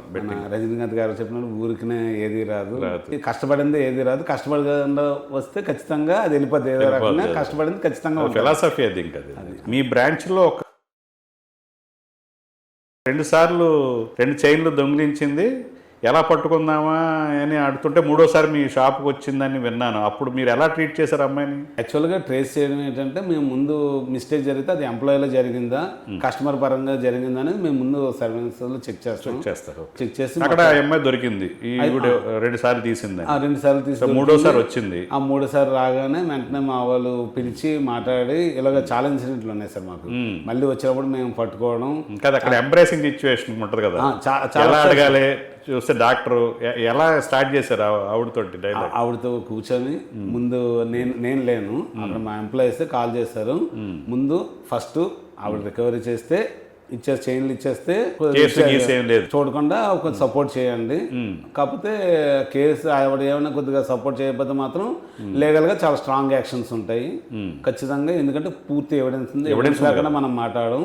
ఎవరు ఏ కస్టమర్తోనైనా ముందు మామూలుగా అది వాళ్ళు వీక్నెస్ వాళ్ళు చేస్తారా, అవసరాలు చేస్తారా, ఏది చేస్తారా అనేది సింపుల్గానే క్లోజ్ చేయమంటాం. వాళ్ళు క్లోజ్ చేయకుండా ఎవరైనా కొంతమంది కావాలని నేను అది తప్పు చేయలేదు ఇది తప్పు చేయలేదు అంటే ఎవిడెన్స్ ఉంటుంది కాబట్టి అప్పుడు లీగల్గా ప్రొసీడ్ అయిపోతాం సార్. అంతే. అప్పుడు ఆవిడకి ఒప్పుకుందా? ఒప్పుకున్నారు, చేయించి ఇస్తారు. అలాగే మాకు ఏ ఐటెం పోయినా సరే రికవరీ అయిపోతుంది. కస్టమర్స్ నుంచి ఎలా అవుతుంది, ఎంప్లాయీస్ కూడా ఇలాంటి ఏమైనా మిస్టేక్ చేస్తే ఎంప్లాయీస్ దగ్గర కూడా మాకు రికవరీ అనేది వస్తుంది సార్. సో అలాంటప్పుడు వేరే జ్యువెలరీ షాపులు కూడా మీరు ఇన్ఫార్మ్ చేయటం ఖచ్చితంగా ఎక్కడైనా మిస్టేక్ జరిగిందంటే మాత్రం మాకు ఐడెంటిఫై చేస్తారనుకోండి, పర్వాలేదు. ఐడెంటిఫై అవ్వలేదు అనుకోండి, అప్పుడు ఇన్ఫర్మేషన్ ఇస్తాం, పలానా వాళ్ళు ఇలా తిరుగుతున్నారు, కొద్దిగా మీరు అలర్ట్ అవ్వండి, అసోసియేషన్కి చెప్తాం. ప్లస్ మిగతా షాపులను కూడా అలర్ట్ చేస్తాం. అలర్ట్ చేసి మళ్ళీ ఇలా మీరు రోజు షాప్కి వెళ్ళొచ్చు కదా. మళ్ళీ చాలా మంది ఏంటంటే నకిలీ బంగారం తెస్తారు.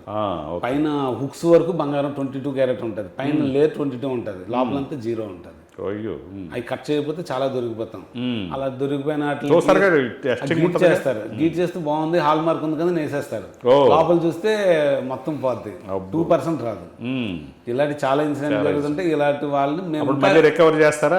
వాళ్ళని పిలిచి చేస్తాం. వాళ్ళు కొద్దిగా ఈ టైపు బయట స్టేట్స్ నుంచి గట్రా వచ్చే వాళ్ళు అయితే స్టేషన్లో కంప్లైంట్ ఇస్తాం. అది అసోసియేషన్కి ఇన్ఫార్మ్ చేస్తాం. ప్రతి ఒక్కరి మిగతా సోషల్ మీడియాలో కూడా పలానా వాళ్ళు ఫేక్ బంగారం తెస్తున్నారు, కొద్దిగా అలర్ట్ అవ్వండి, చూసుకోండి అని వాళ్ళ వేరే షాప్స్ గ్రూప్స్లో పంపిస్తాం, కొద్దిగా చూసుకోండి అని. సో వైసరాజ్ నుంచి ఇప్పుడు ఓన్లీ ఉత్తరాంధ్రలోనే 15 బ్రాంచ్లు, ఈస్ట్ వెస్ట్ కాకుండా, ఈస్ట్ కాకుండా 13. ఉత్తరాంధ్ర మీద ఏంటి అంత ప్రత్యేకంగా మీ ఏరియానా? వేరే ఏరియాలో పొటెన్షియల్ ఉన్న చోట కూడా పెట్టలేదు, ఇక్కడే పెట్టారు. యాక్చువల్గా ఏంటంటే ఉత్తరాంధ్ర ఫస్ట్ మేము వైజాగ్ పెట్టాం కదా. పెట్టిన తర్వాత శ్రీకాకుళంలో యాక్చువల్గా నా బిజినెస్ గ్రో అవ్వడానికి ముందు మా బావగారు చెప్పాను కదా, ఆయన ఎలాగైతే మనకు స్టార్ట్ చేశారో తర్వాత మా పెద్దమ్మ గారు, మా మిస్సెస్ వాళ్ళ పెద్దమ్మ గారు అల్లుడు కృష్ణ అని ఉన్నారు, గుడ్ల కృష్ణ. ఆయన నేను బాగా స్నేహం, అంటే ఇద్దరు దీని business same business, Srikakulam Narsampet. అయితే మా ఇద్దరం కలిపి 2011 నుంచి మా జర్నీ స్టార్ట్ అయింది. ఎక్కడ పర్చేజ్కి వెళ్ళిన ఏం చేసినా సరే ఇద్దరం కలిసి చేసుకునే వాళ్ళం. ఇద్దరం కలిసి అప్పుడు ఆటోమేటిక్గా ఆయన మీద శ్రీకాకుళంలో స్టోర్ అయితే ఓపెన్ చేస్తాం జాయింట్ మీద.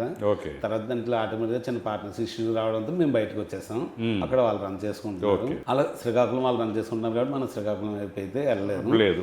విజయనగరం, వైజాగ్ సరౌండింగ్స్ అన్ని కూడా కాకపోతే ఏంటంటే మన సర్కిల్ మనకున్న నోటెడ్ ఉత్తరాంధ్ర అంతా ఒక బ్రాంచ్ లోనే పార్ట్నర్స్ ఉంటారా మళ్ళీ బయట కొన్ని బ్రాంచ్లు ఫ్రాంచైజీస్ ఉన్నారు. ఫ్రాంచైజీస్ ఒక 3-4 బ్రాంచ్లు ఫ్రాంచైజీ ఉన్నారు. వాళ్ళు కొద్దిగా ఫైనాన్షియల్ సపోర్ట్ తీసుకొని. సో 13 ఉత్తరాంధ్రలో.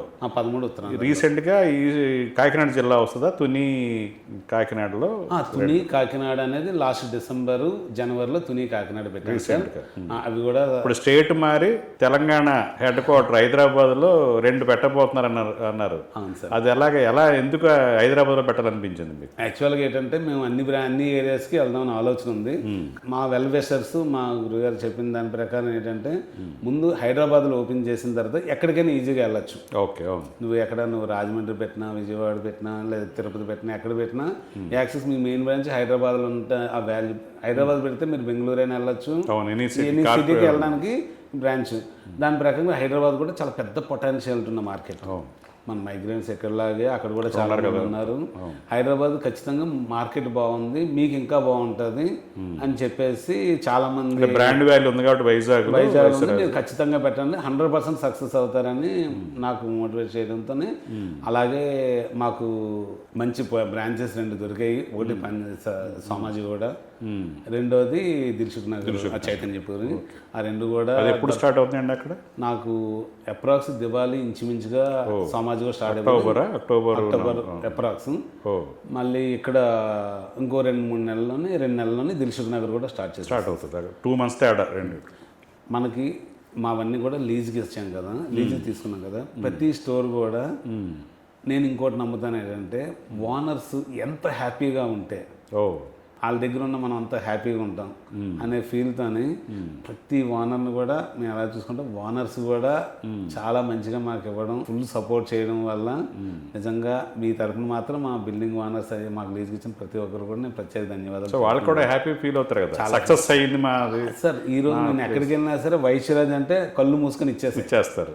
రికమెండ్ చేయగలదు ఎవరు, ఒక 2 లక్షలు తక్కువైనా నువ్వు ఆలోచించి ఇచ్చి, నీకు అంత ట్రాన్స్పరెన్సీగా ఉంటుందని ఆ గుడ్ విల్ అనేది మనకు చాలు కదా సార్. డెఫినెట్గా అది చాలా ఉపయోగపడుతుంది తెలియకుండా గుడ్ విల్. అవును, మీరు ఫ్యామిలీకి ఎక్కువ టైం స్పేర్ చేయట్లేదు, ఈ పెళ్లి చేస్తే అప్పుడు తెలిసి వస్తుందని అనుకున్నారు మీ నాన్నగారు. అది మీకు తెలియని ఏమంటే యాక్చువల్గా ఫ్యామిలీ పరంగా చెప్పాలి అంటే మా అమ్మగారు మా నాన్నగారు సూపర్.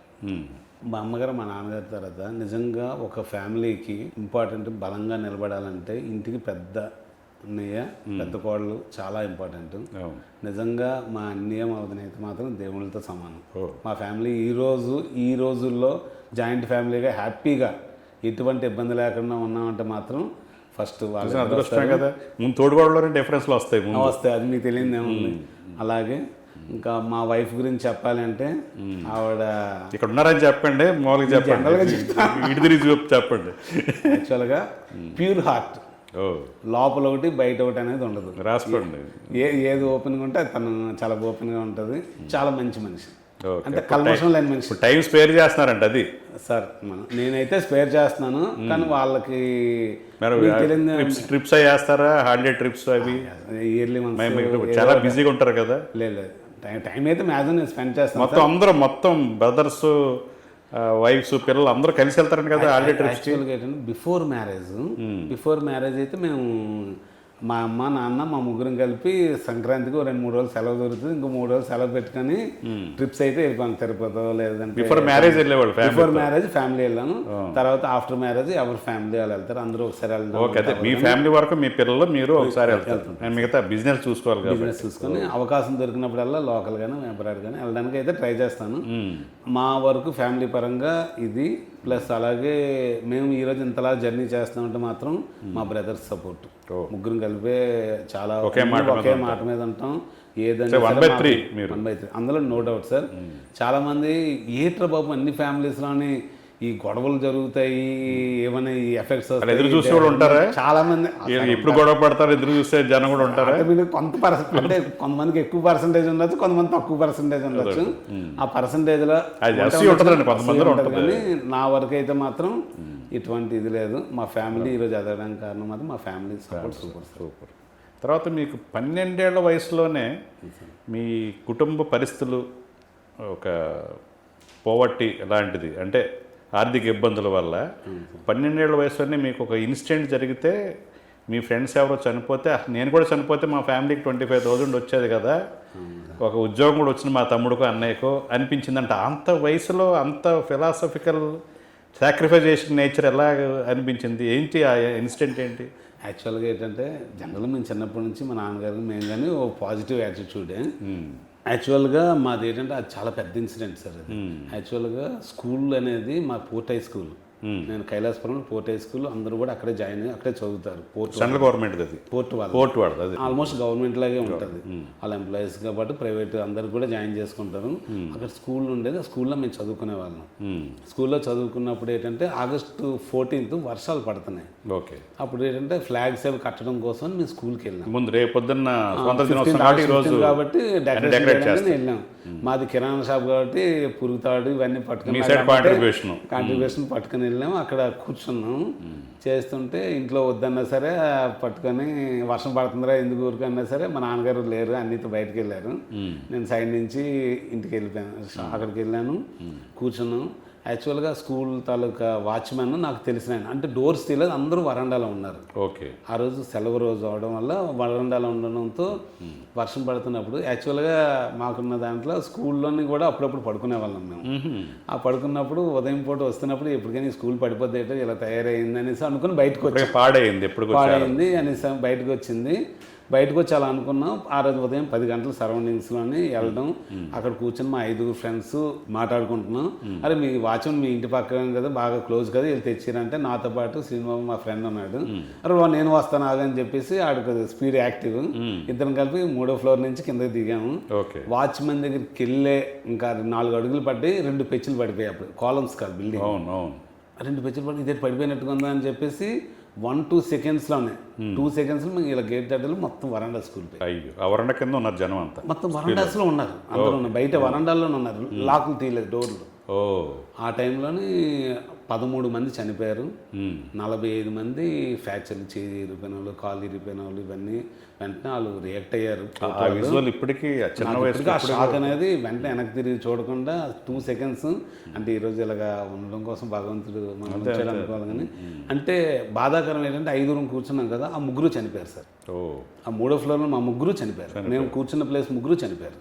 జస్ట్ అలా వచ్చారంటే మేము పడిపోయింది. సెకండ్స్ అంతా 30 సెకండ్స్లో మొత్తం జరిగిపోయింది. అబ్బా, అంటే భగవంతుడు మనం బయట పడేసాడు, వాళ్ళని పడేయలేదు. అది ఇప్పటికీ నాకు అలా చనిపోయిన వాళ్ళకి పోర్టు తరపున ఒక 25,000 ఫ్యామిలీకి వచ్చి జాబ్ ఏంటంటే ప్రతి పోర్ట్ ఎంప్లాయీకి దెబ్బ తగిలిన వాళ్ళకి జాబ్ ఇచ్చారు. చనిపోయిన వాళ్ళకి వాళ్ళ ఇంట్లో ఒక జాబు 25,000 రూపీస్, దెబ్బ తగిలిన వాళ్ళు 5,000 ఇచ్చింది. అప్పుడు నాకున్న ఆర్థిక పరిస్థితి ప్రకారంగా అయ్యో నేను అనవసరంగా బతికి బయటపడిపోయాను, నిజంగా చనిపోయి ఉంటే 25,000 రూపాయలు నా ఇంట్లో ఫ్యామిలీ అప్పులన్నీ తీరిపోయి ఉండేవి, వాళ్ళు హ్యాపీగా ఉండేవారు, వాళ్ళకి మా అన్నికో జాబ్ వచ్చేది, అన్నికో తమ్ముడికో ఎంత ఛాన్స్ మిస్ అయిపోయింది.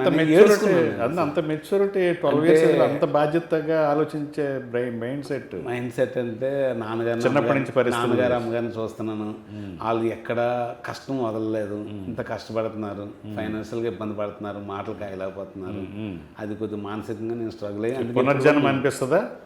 ఉన్నదంతా పునర్జన్మ. అదే ఎక్స్ట్రా సార్ ఫిలాసఫికల్ థాట్ కి సంతృప్తి అనేది అంత నుంచి వచ్చిందా? మనం అక్కడి నుంచి వచ్చాం, లేకపోతే హార్డ్ కోర్ బిజినెస్ మ్యాన్ అయ్యేవాళ్ళేమో ఆ ఇన్సిడెంట్ జరగకపోతే. నిజంగా ఏమో, కానీ ఒక రకంగా థాట్ ప్రాసెస్ మారడానికి అది బాగా ఉపయోగపడింది. సో ఇంత సంపాదించారు, వైశ్య రాజ్ అనే ఒక రాజ్యం స్థాపించారు, తెలంగాణ స్టేట్లో కూడా ఆక్రమించుకోవడానికి వస్తున్నారు. సో ఈ రాజ్యం అయిపోయాక అంతా అయిపోయింది. చాలామంది బిజినెస్ పీపుల్కి అంత సంపాదించిన తర్వాత ఇంకో కోరిక ఉండిపోద్ది, బ్లూ బుగ్గ కారులో తిరగాలని, ఎమ్మెల్యే అవ్వాలని, లేకపోతే ఎంపీ అవ్వాలని, మినిస్టర్ అవ్వాలని, అలాంటి కోరిక ఇప్పుడు కలగలేదు మీకు? నేను చెప్పాను కదా సార్, కొద్దిగా నాది సాఫ్ట్గానే ఉంటుంది, నేను పాజిటివ్ మైండ్ సెట్ నాది. అక్కడ కూడా రాజకీయంగా మంచి చేయొచ్చు, కానీ రాజకీయంగా ఇప్పుడున్న పరిస్థితుల్లో అయితే మాత్రం కొద్దిగా రఫ్గా ఉండాలి. 2019లోనే మీరు జనసేన పార్టీ వాళ్ళకి శ్రీకాకుళంలో మీరు పెట్టిన కమ్యూనిటీ వాళ్ళకి స్టే ఇచ్చి మీరు వెళ్ళి కలవటానికి వెళ్ళి, పవన్ కళ్యాణ్ గారు వచ్చారంటే నేను చిన్నప్పటి నుంచి మెగా ఫ్యామిలీ ఫ్యాన్ అనమాట. అభిమానం కోసం వెళ్ళారు. అభిమానం అప్పుడు మీరు కలిసారంటే మీరు జనసేన పార్టీ టికెట్ కోసం వచ్చారేమో అనుకున్నారు చాలా మంది. లేదు, అప్పుడు ఇంకా మనం ఇంకా వైశ్యరాజు ఓపెనింగ్ టైంలో ఉన్నాం, 19లో ఓపెనింగ్ అప్పుడే అయింది. ఉన్నాం, ఇంకా ఆ బిజినెస్ హ్యాండ్ ఓవర్లో ఉన్నాం. కాకపోతే ఏంటంటే వెళ్ళగానే సార్ వస్తున్నారు అనగానే పరిగెట్టి కార్ వేసుకుని అభిమానంతో వెళ్ళాం, సార్ని కలిసాం. సార్ మంచిగా ఒక 2 నిమిషాలు మాట్లాడారు, చాలా హ్యాపీ ఫీల్ అయ్యాం. అంతే తప్ప పొలిటిక్స్ గా ఇప్పుడు కూడా ఎప్పటికీ రారు అసలు. సర్వీస్ అయితే సార్ నేనైతే చేసేది ఏంటంటే నాకున్న చిన్న చిన్న గోల్స్ అని రీచ్ అయిపోయి నా సర్వీస్ అంతా రెండే సార్. ఒకటి, నేను జనరల్గా వ్యాపారంలో సర్వీస్ అనేది ముడిపెట్టద్దు అంటాను, కానీ నేను ఎలా అనుకుంటానంటే మ్యాక్సిమం అవకాశం ఉన్నంత వరకు అది సర్వీస్ కింద ఎలా ఫీల్ అవుతానంటే, పెద్ద షాపు మనం కూడా ఒకే దగ్గర పర్చేస్ చేస్తాం, సేమ్ ఐటమ్, నేను 4 పీసులు తీసాను, ఆయన 4 పీసులు తీశారు, కస్టమర్ అక్కడ కొంటారు, నా దగ్గర కొంటారు, అక్కడ 10 లక్షలు అయింది, నా దగ్గర 9 లక్షలు అయింది, ఖచ్చితంగా 10% variation, same item same quality రూపాయలు 100%, అందులో నో డౌట్. పాయింట్ ఎక్కువ బెటర్, ఒకే వెండర్ ఒకటే ప్రోడక్ట్, 4 గట్టెలే 4 గిట్ వచ్చాయి అంతే. 9 లక్షల రూపాయలు నేను ఇస్తున్నాను, 10 లక్షల రూపాయలు వాళ్ళు కొంటున్నారు, 1,00,000 రూపాయలు వాళ్ళు కోల్పోతున్నారే. పాపం వీళ్ళకి 1,00,000 రూపాయలు ఇలా మిగిలిస్తే ఆ పాపకు 10 తులాలు పెట్టాల్సిన దగ్గర 11 తులాలు పెడతారు కదా, 9 తులాలు పెట్టాల్సిన దగ్గర 10 తులాలు పెడతారు కదా, తులం బంగారం ఎక్కువ వస్తుంది, వాళ్ళు ఎక్స్ట్రా బంగారం గెయిన్ చేసుకునే వాళ్ళు అవుతారు కదా అనే ఉద్దేశంతో నేనైతే చాలా ఎక్కువ తపన పడుతుంటాను సార్. మంచి క్వాలిటీలో కాంప్రమైజ్ కాకూడదు, బెస్ట్ రేట్ ఇవ్వాలి అందరికన్నా. ఈవెన్ హైదరాబాద్ వెళ్ళినా సరే ఖచ్చితంగా అందులో అయితే నో డౌట్ మా వైశ్యరాజులో బంగారం కొన్నారంటే వాళ్ళు చాలా హ్యాపీగా ఉండాలి. చాలా సెంటిమెంటల్గా కానీ మనస్ఫూర్తిగా ఉండాలి. ఇంకా వన్స్ తెలిసిన వాళ్ళు మాత్రం వైశ్యరాజ్ గురించి వచ్చారంటే మాత్రం ఖచ్చితంగా క్వాలిటీ తెలిసి మీ క్వాలిటీ, రేటు, డిజైన్స్ ఆ మూడిట్లో ఎప్పుడు కాంప్రమైజ్ అవ్వము సర్వీస్లో కూడా. అదే మా సక్సెస్ సీక్రెట్. దాన్ని మా ఎంప్లాయీస్ ఖచ్చితంగా చాలా బాగా తీసుకెళ్తారు. వాళ్ళు కూడా డే 1 నుంచి కూడా ఇది నాది అనుకుని పనిచేయడం వల్ల ఈరోజు వైశ్యరాజ్ జ్యువెలర్స్ ఇంత సక్సెస్ అవ్వడం కూడా కారణం. అంటే సిఎస్ఆర్ ఫండ్స్ అంటారు కదా, అది వస్తే మీ ప్రైవేట్ లిమిటెడ్ కంపెనీ. ఆ సిఎస్ఆర్ ఫండ్స్ దేనికి ఎక్కువ మీరు ఇస్తూ ఉంటారు? నాకు ఫస్ట్ నుంచి నాకున్న గోల్ ఏంటంటే మెడికల్ ఎడ్యుకేషన్ నాకు చాలా ఇంపార్టెంట్. ఈ రోజు కూడా ప్రతి సంవత్సరం కూడా మనం ఎంప్లాయీకి సపరేట్గా ఫండ్ అరేంజ్ చేస్తాను. ఓకే, నా గోల్ ఏంటంటే వైశ్యరాజ్ జ్యువెలర్స్ ఫ్యామిలీలో వర్క్ చేసిన ఏ ఎంప్లాయీ మెడికల్గా కానీ ఎడ్యుకేషన్గా కానీ ఇబ్బంది పడకూడదు. దానికంటూ సపరేట్గా అది వైశ్యరాజ్ జ్యువెలర్స్ నుంచి ఇస్తాను తప్ప సిఎస్ఆర్ మ్యాచ్ అవుతుంది. అది వేరు. సిఎస్ఆర్ నుంచి మేము చాలా మంది తెలియకుండా మన స్కూల్స్ కానీ ఎక్కడ మెడికల్ గవర్నమెంట్ స్కూల్స్ మెడికల్ లేదా కేజీహెచ్లో ఏమైనా ప్రాబ్లమ్స్ ఉన్నా లేక గవర్నమెంట్ స్కూల్స్కి ఏమైనా ఇష్యూస్ ఉన్నా ఇవన్నీ కూడా సిఎస్ఆర్ ఫండ్స్ నుంచి ప్రతిదీ కూడా మేము చాలా అలర్ట్గా చేస్తాం. మెయిన్ నా గోల్ కూడా మెడికల్గా అండ్ ఎడ్యుకేషన్ పరంగా సపోర్ట్ ఇవ్వాలి. రెండు ఉపయోగపడే కదా ప్రజలకు, అది మినిమం కోర్. అది మీ ఎంప్లాయీస్ ఎవరన్నా మెడికల్ సీట్ వచ్చింది ఫీజు కట్టలేకపోతున్నారు, అలాంటి సపోర్ట్ చేస్తూ ఉంటారా? అంతవరకు అలాంటి వస్తే ఖచ్చితంగా చేస్తాను సార్. మీకు ఫ్రైడే కదా 100%. అందులో వాళ్ళు డబ్బుల పరంగా ఒక ట్రీట్మెంట్కైనా డబ్బుల పరంగా ఇబ్బంది పడుతున్నారు, ఒక ఎడ్యుకేషన్ మంచి ర్యాంక్ వచ్చి డబ్బులు కట్టలేక ఉన్నారంటే అందులో ఇట్టి పరిస్థితుల్లో వాళ్ళు అడగకుండానే ముందు మనం ఉంటాం. సో మీరు చెప్పేది ఏంటంటే చాలా తక్కువ మార్జిన్తో మంచి క్వాలిటీ ఇచ్చి నీతి నిజాయితీగా తృప్తిగా వేరే వాళ్ళు ఎంత ప్రచారం చేసినా అక్కడ ఇది బాగోదని కస్టమర్సే దాన్ని తిప్పికొడతారు అనేది చాలా ఇన్స్పైరింగ్. ఎవరన్నా బంగారం నగలు బిజినెస్ అంటే జ్యువెలరీ రంగంలోకి వచ్చే వాళ్ళకి అందరికి కూడా మీరు ఇచ్చే గైడ్లైన్స్, మీరు ఇచ్చే మెసేజ్ ఇదే. నేను ఇచ్చే మెసేజ్ ఏంటంటే క్వాలిటీని నమ్ముకోండి. ఒకటి ఇప్పుడున్న సిచ్యువేషన్లో మాత్రం ఫైనాన్షియల్గా వెరీ స్ట్రాంగ్ ఉంటేనే గోల్డ్ సిల్వర్ వరకు కొంత పర్వాలేదు. గోల్డ్ ఇప్పుడున్న సినారియోలో అంత ఈజీ కాదు, ఎందుకంటే హెవీ ఇన్వెస్ట్మెంట్ అయిపోయింది.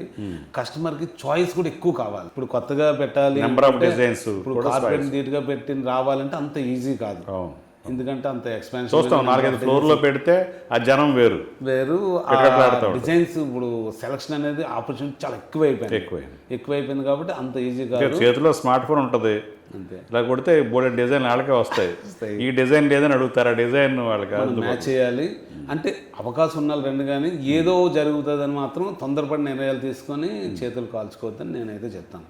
రండి, వస్తే వెల్కమ్. ఎవరైనా బిజినెస్ చేయడానికి పొటెన్షియాలిటీ ఉండి చూసుకొని రిస్క్ చేయకండి. ఎక్కువ అప్పులు చేసేసి ఏదో జరుగుతుంది ఎవరో ఒకరిద్దరిని చూసి రాకండి. గ్రౌండ్ రియాలిటీ తెలుసుకుని వస్తే మోస్ట్ వెల్కమ్ సార్. ఎవరైనా యంగ్ జనరేషన్ ఎవరు వచ్చినా హ్యాపీ. ఇంకా కొత్త థాట్స్ యాక్చువల్గా మార్కెట్లోనే ఏంటంటే కాంపిటీషన్ ఉంటేనే మనం ఇంకా బ్రెయిన్ కొద్దిగా షార్ప్గా పనిచేస్తుంది, కొద్దిగా ఎనర్జెటిక్గా ఉంటుంది. చాలా థ్యాంక్స్ అండి. ఎథికల్గా కూడా బిజినెస్ చేసి చాలా తృప్తి పడవచ్చు. కస్టమర్స్కి బిలీవ్నెస్ పెరిగితే వాళ్ళే మన ప్రమోటర్స్. మనం హీరోయిన్లతోటి వాళ్ళతోటి ఓపెనింగ్ చేయించట్లేదు 15 లక్షలు ఇచ్చి అని వివరంగా అందరికీ ఇన్స్పైరింగ్ అర్థమయ్యేలా చెప్పారు. కానీ దానికి ఎగెయినెస్ట్ అని కూడా కాదు. అంటే బ్రాండ్ తొందరగా రీచ్ అవ్వాలి అంటే కొద్దిగా అది సెలబ్రిటీస్ కావాలి. ఈరోజు ఏంటంటే ఈరోజు మామూలుగా ఇంటర్వ్యూ చేసింది వేరు శంకర్ గారితో, గుడుంబ శంకర్ గారితో చేసామంటే మాకు ఆ సాటిస్ఫాక్షన్ ఉంటుంది కదా sir. Thank you so much అండి, మీ టైం స్పేర్ చేస్తున్నందుకు. ఇది బంగారు మనిషితో చిట్ చాట్. చాలా ఇన్స్పైరింగ్. తృప్తిగా ఉంటే ఎంత హ్యాపీగా ఉండొచ్చు అని ఆయన ముఖం చూస్తేనే ఆ తేజస్ కనపడుతుంది మీకు. సో మీరు కూడా జ్యువెలరీ బిజినెస్లోకి వచ్చేవాళ్ళు కూడా ఆయన గైడ్లైన్స్ని, ఆయన ఎక్స్పీరియన్స్ని మీరు తెలుసుకొని ఆయన బాటలో పయనిస్తే డెఫినెట్గా మీకు సక్సెస్ వరిస్తుంది. Thank you so much. Hi, అందరికీ నమస్కారం. నేను మీ Veerashankar. Please subscribe to Jerry talks. Hi, నేను Vaishyaraj jewellers Bhadragiri Raju. Please subscribe to Jerry talks.